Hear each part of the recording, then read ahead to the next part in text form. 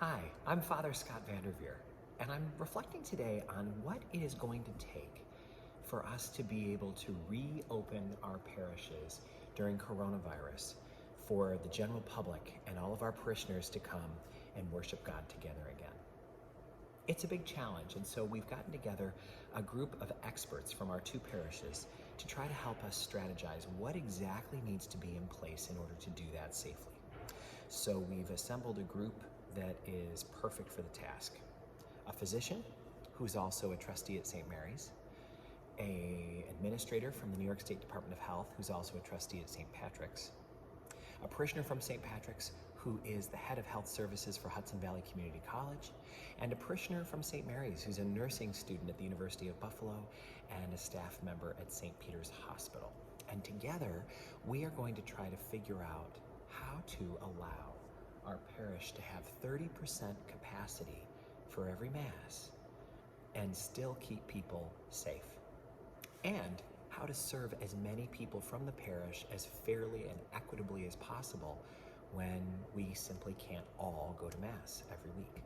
So the first thing I think that's clear is that for the time being, the live stream Mass, watching Mass on Mid-Hudson Cable Channel 901 or on YouTube on your device is going to be the primary way for us to gather. That is not going to change. It is honestly a great way for people far and wide to be members of our virtual parish, and we have grown by leaps and bounds every week in the number of people who are tuning in to worship God with us, and so we're thrilled by that. But it's something that's going to need to stay in place for the time being, because it is the one way that vulnerable people can stay safe and not put themselves at risk. And all of us are vulnerable to this because we don't have the immunity. But some people, those above 60, those with pre-existing conditions, are especially vulnerable. So, with that 30% rule, one of the things we want to figure out is, how can we create a system that rotates so that people can know that they'll be able to come to Mass and be admitted? We don't want to just have a first come, first serve, herd approach to Mass, because then the strong and the quick will always be the ones to get in. So how do we have it work fairly on a rotating basis? How do we leave room in the church for visitors who might want to come and be with us for the first time, who have no idea that we're trying to create a system of equitable church attendance, that we're trying to make sure that it rotates and is fair? They won't understand that at all. They just want to be able to come and encounter God, for many of them maybe for the first time in a long time. What do we do if there's too many people who come? If we want to avoid the feeling of turning people away at the door, what kind of a plan do we have if that happens? How do we make sure everyone has a face mask? How do we make sure everyone sanitizes their hands and practices the safe hygiene that's required for groups like this? How many greeters and ushers will we need to take people to their pews, and what special training will they need? What kind of system will we need to have in place for contact tracing? Are you familiar with that term? That's where if there is any kind of outbreak that happens after a group gathering, we are able to look back and know exactly who was at that gathering so that they can know to be tested. And then we can find out more about how the disease spreads and how to contain it. So contact tracing is going to be an important part of every gathering. How do we do that? How do we clean the church before Mass begins in a way that keeps it as sanitized as possible? How do we clean church afterwards? How many volunteers do we need to do that? What kind of training do they have? How in the world are we going to manage communion? Since communion traditionally involves lining up in a large procession. It involves the priest or the communion minister coming very, very close to the person, well within the 6-foot radius of safety. How do we leave church in a way that is safe for everybody?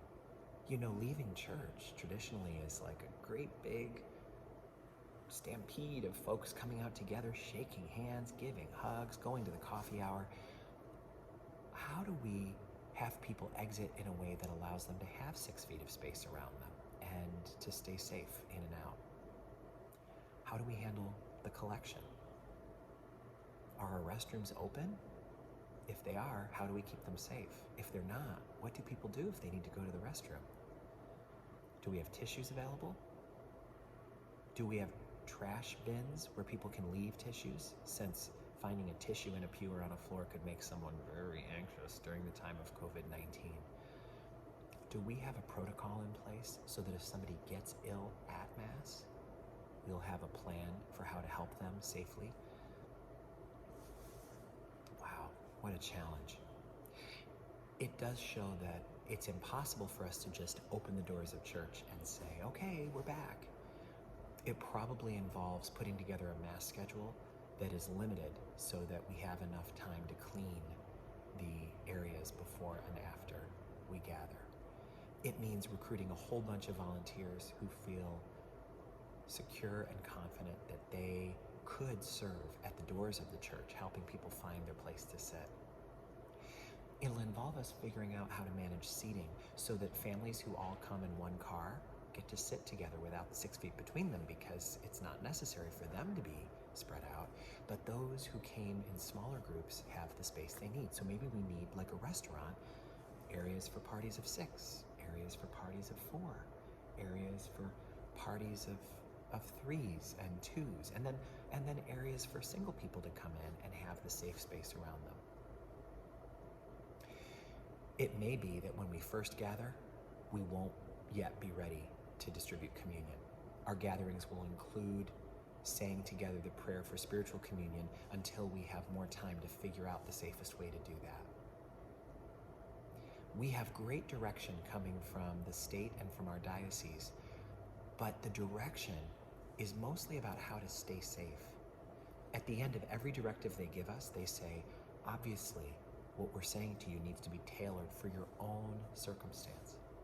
So, how do we open our churches with our particular circumstances in Coxsackie and Ravenna, or if you're watching this somewhere else, in your particular parish where you gather physically with others? How do we do that in a way that a church that's meant to be filled with 300 people actually can only have 100, and that the distance between the folks that come needs to be far enough that everyone's safe? I'm sure glad I'm not figuring this out on my own. Thank goodness I have doctors and nurses and healthcare professionals and Department of Health officials that are able to help us out.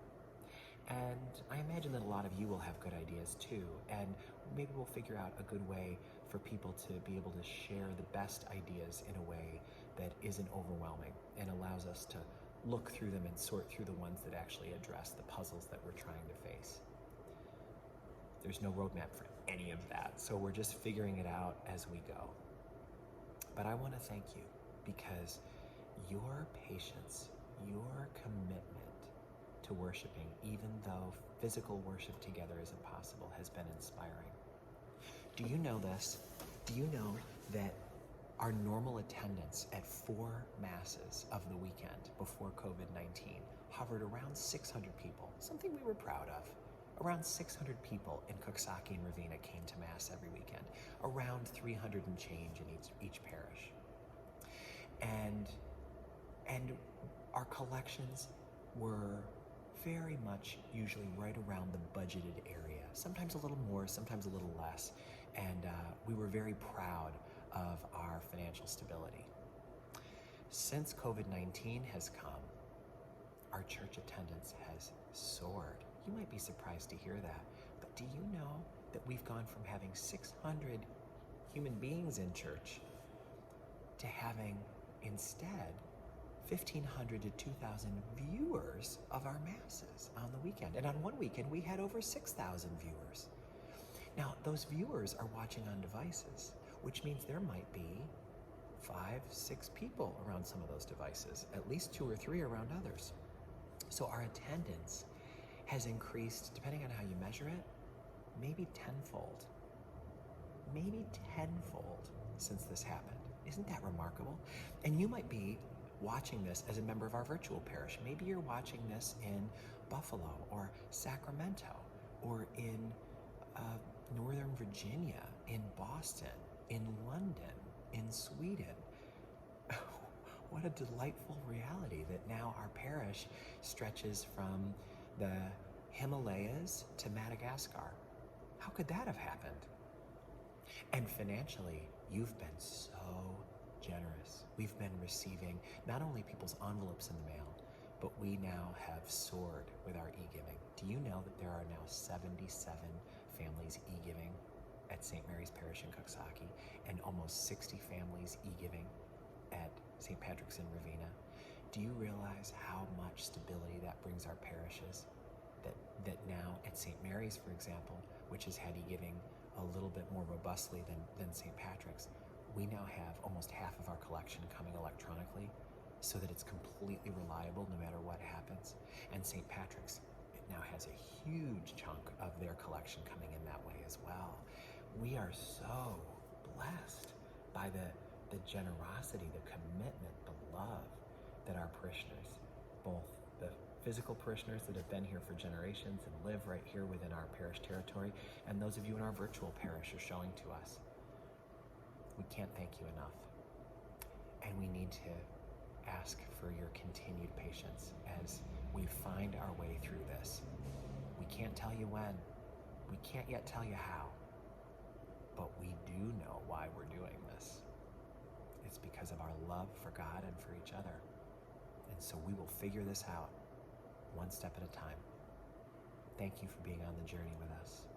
It is a great joy to be fellow disciples with you.